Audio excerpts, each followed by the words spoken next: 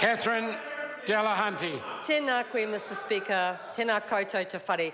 Well, the previous speech was that voice of jealousy and fear, which comes when something happens that the national government can't control and that they know is welcomed by the country. So I'm glad that the previous speaker felt he had to devote his speech to us, but actually we're here for other reasons and we've got things to talk about that are not based on jealousy and fear.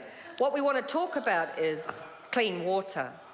Imagine, Mr Speaker, if a child was born 10 years ago next to a river, and in that child's life, over the last 10 years, that child has never been able to swim in that river. Talking about the Waikirikiri-Selwyn River, where a child has grown up in a beautiful area with an amazing coastal lake and an incredibly significant river, to find that child can never swim in it. And that every summer there's a sign saying temporary, but you can't swim in this river. 10 years of a child's life and 8 years of a government that has completely failed to fix the problem.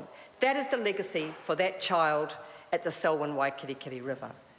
Imagine being a person in their 60s, a man in his 60s at the Wairua River in Te Tai Tokerau, who gets up every day, gets into his inflatable boat and goes up and down the Wairua River taking photographs of the cows destroying the banks, polluting the water, and the industry that has impacted so heavily that he, as a volunteer, has to devote his life to cleaning up that river, and that all his photographs get sent to the regional council, and yet they're not listening. Neither the regional council or the government is not listening. Imagine if you came from a creek, living next to a creek in the middle of the city that was once full of kayaks and annual swimming events that the Minister for Environment says no one wants to swim in, and they belong to a community group that's been fighting for that creek, and you hear the government say, oh, no one wants to swim in Lucas Creek. Imagine being a member of those groups that are still fighting because they believe our children have a birthright to swim in those rivers. Imagine if you come, Mr Speaker, from the Waikato, and you're a farmer in the lower Waikato, planting and fencing, desperately trying to clean up water quality, while the government and the regional council refuse to turn the tap off at the top of the catchment, and dairy conversions across the volcanic plateau are pouring diffuse nitrogen into your river as you try and fix it. The tap has to be turned off. The government and the regional council do not have the political will to do so. Imagine if you're the young people from Mairohi, a youth group called Te Mataranga Tira, a passionate group of young people who came to me and said, we want one thing for our river. This one was the Waiho. And what is that, I said to them. They said, we want to be able to swim in it. We cannot swim in our river. Our whakapapa tells us this is our river. We cannot swim in it. The Waiho goes into the Hauraki Gulf, Tikapa Moana, and is full of dairy effluent day after day after day. Imagine if every time, Mr Speaker, you got up, or a person got up on their marae to do their pepeha, to talk about their mountain and then their river.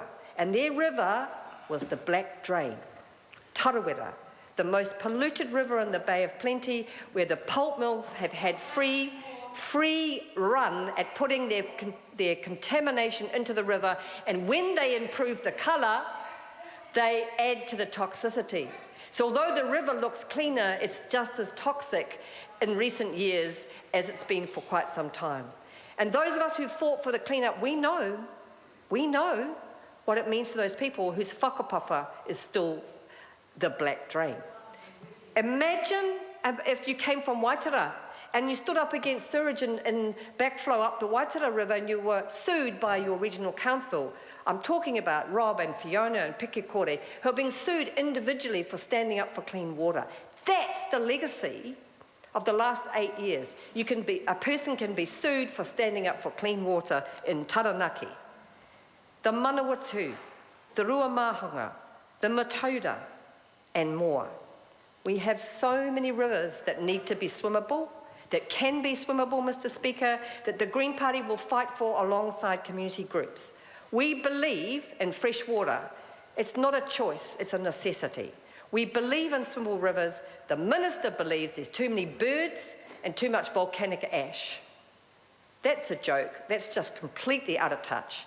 We can have small rivers, and with us and our leadership, we will. Dr.